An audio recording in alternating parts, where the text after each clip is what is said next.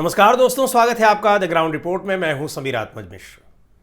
28 फरवरी को जब इजराइल और अमेरिका ने ईरान के खिलाफ युद्ध छेड़ा था, ईरान पर उन्होंने ज़बरदस्त हमले किए थे, तो शायद दोनों को अंदाज़ा नहीं रहा होगा कि ईरान इस तरीके से दोनों को ही, यानी अमेरिका और इसराइल को ही पस्त कर देगा, घुटनों पर आने को मजबूर कर देगा और अपनी शर्तों पर इस लड़ाई को ख़त्म करने के लिए मजबूर कर देगा।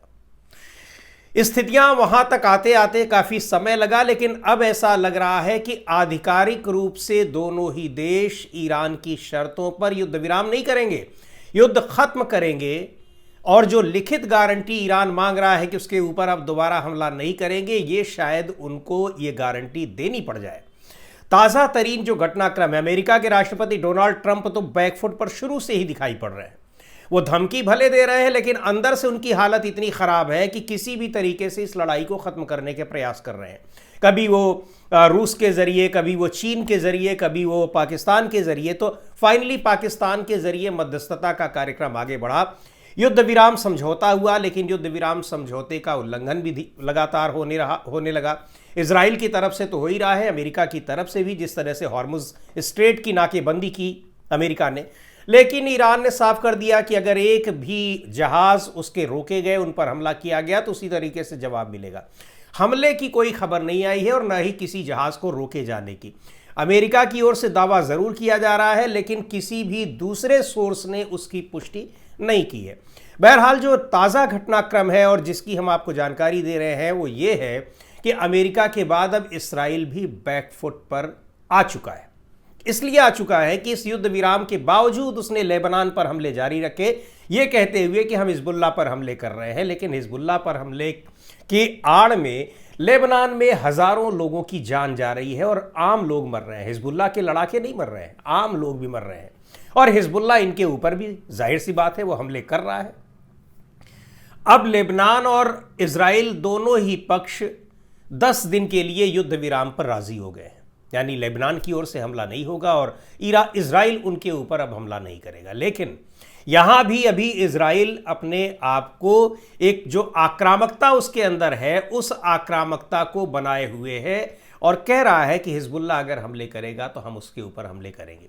वैसे आपको एक बात बता दें कि ना तो पहले हिजबुल्लाह ने हमले किए, ना ईरान ने हमले किए, ना हूतियों ने हमले किए।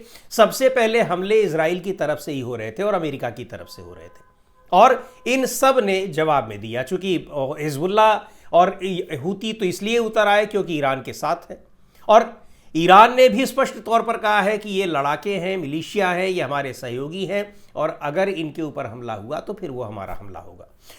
दूसरी तरफ यानी अब लेबनान के साथ भी इजराइल भी, और इस बात की जानकारी दी डोनाल्ड ट्रंप ने। इधर नेतान्याहू और ट्रंप के बीच दूरियां बढ़ रही थी, लेकिन हालत खराब होते हुए जब देखा खुद की भी, अमेरिका ने और इजराइल की भी, तो बहुत स्पष्ट शब्दों में कह दिया कि हमले आपको रोकने पड़ेंगे और जैसा मैं कह रहा हूं वैसा करो, नहीं तो चला जाऊंगा मैं। अमेरिका अपने हाथ खींच लेगा, पूरी दुनिया आपसे हाथ पहले ही खींच चुकी है, फिर कहां के रह जाओगे। स्पष्ट रूप से डोनाल्ड ट्रंप ने जब नेतान्याहू को यह संदेश दिया और सख्त हो गए, उसके बाद फिर नेतान्याहू बातचीत के लिए, युद्ध विराम के लिए राजी हो गए। तो अब अगले 10 दिनों तक इधर अमेरिका और ईरान के बीच जिस तरह से वार्ता चल रही है और दूसरे दौर की वार्ता के लिए ट्रंप बेकरार दिखाई पड़ रहे हैं, बेताब दिखाई पड़ रहे हैं। बेताबी उनकी इसमें नजर आ रही है कि अब ईरान की शर्तों पर ही वार्ता करने को नहीं, अभी तक वार्ता के लिए उन्होंने अपने उपराष्ट्रपति को, यानी जस्ट अपने जो नीचे के अधिकारी हैं उनको भेज दिया, और अब खुद दौड़े दौड़े आ रहे हैं इस्लामाबाद। ट्रंप साहब खुद कह रहे हैं कि जरूरत पड़ी तो मैं खुद ही इस्लामाबाद चला जाऊंगा और किसी भी तरीके से मैं ईरान के साथ शांति वार्ता करूंगा। उस पर हस्ताक्षर करने के लिए उन लोगों को अमेरिका आने की ज़रूरत नहीं है, किसी दूसरी जगह पर जाने की ज़रूरत नहीं है, उनके पड़ोस में ही यानी पाकिस्तान में ही जाकर मैं वार्ता पर दस्तखत करूंगा।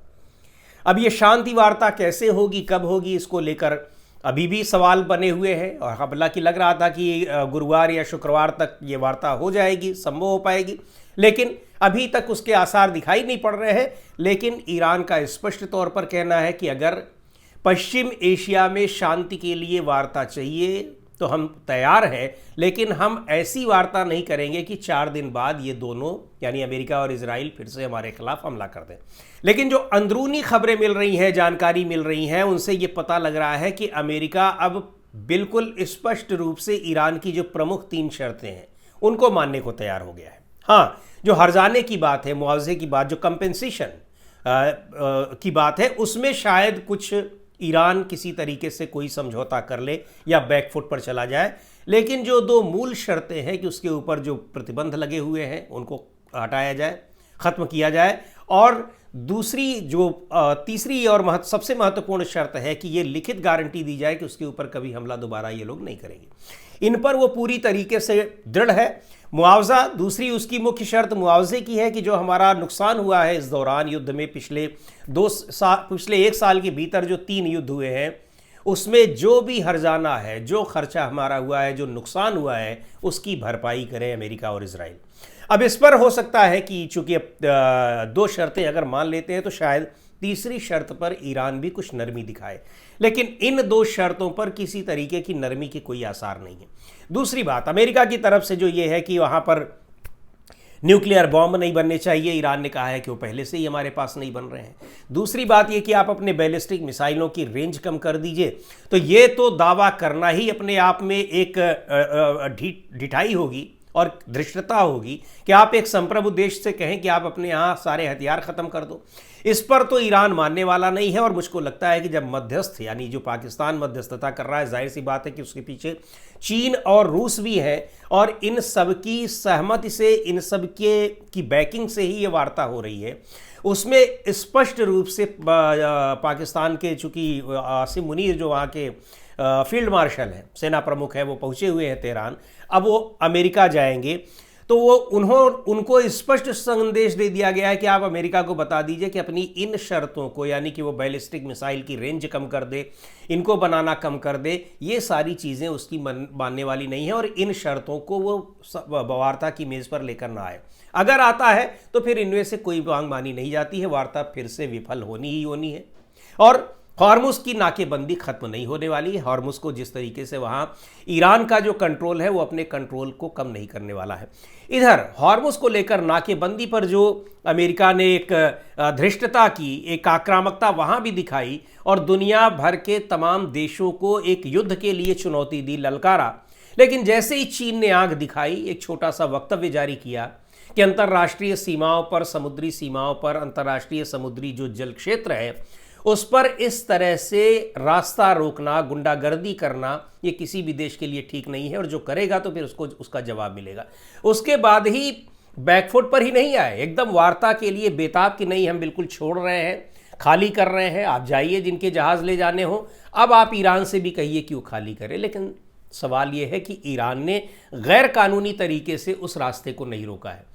उस जल क्षेत्र पर ईरान और ओमान का अधिकार है, उनकी निगरानी में वो चीज़ें जा रही हैं। जहां तक टोल टैक्स की बात है तो टोल टैक्स के लिए ईरान की संसद में ये प्रस्ताव लाया गया है, लेकिन ईरान का कहना है कि अभी हमने किसी से टोल लिया नहीं है। और अगर चूंकि भारत का ही जो जहाज़ आया वहाँ पर ईरान के राजदूत ने, भारत में जो ईरान के राजदूत हैं, उन्होंने कहा कि आप इनसे खुद ही पूछ लीजिए कि कितना टोल दिया गया है।